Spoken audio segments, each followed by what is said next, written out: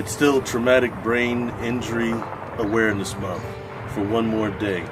I wanted to address some of the symptoms that occur after having traumatic brain injury, whether it be one or four of them like I had. The first thing would be the initial shock of getting hurt like that. And I think that comes along with any trauma that you have. There's a certain amount of shock that comes to the system, that comes to your lifestyle, that takes adjustment. That means there might be a lot of aggression that comes with that adjustment as well. The second thing after that would be physical rehabilitation. Getting your sensory motor skills back on par. That's not easy.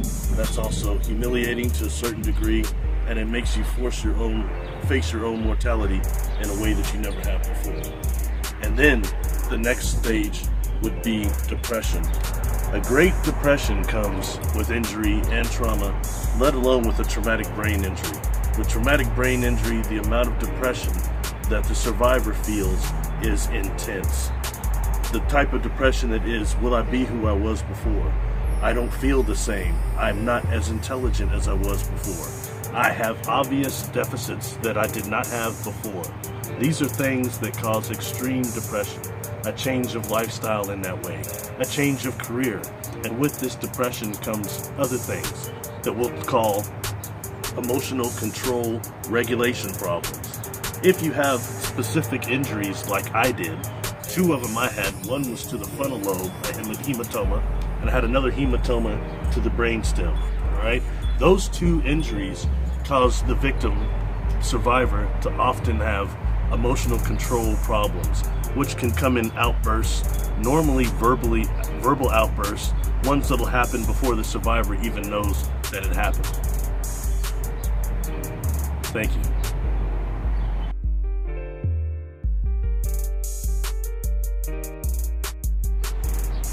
One more day of Traumatic Brain Injury Awareness Month.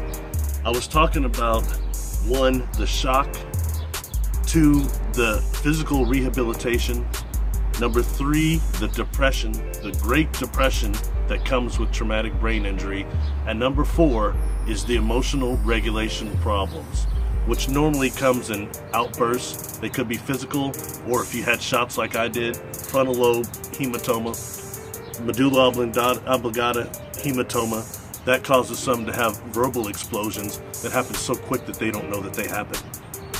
And people will notice that as something different in your behavior. Oftentimes people will be unforgiving of this when they see it in you because you weren't like that before, but they don't understand the nature of your injuries. So that's when the support team comes in. Our family support, our relationship family, those people that don't abandon us, those that can handle these outbursts we have and help us to regain control of our emotional regulation abilities. That's probably the most important thing I can give you as far as a survivor tip, as far as a manual of surviving brain injuries. Emotional regulation control with yourself and forgiveness from your support system. I dedicate this to my mother who helped me through my entire recovery process. Thank you very much.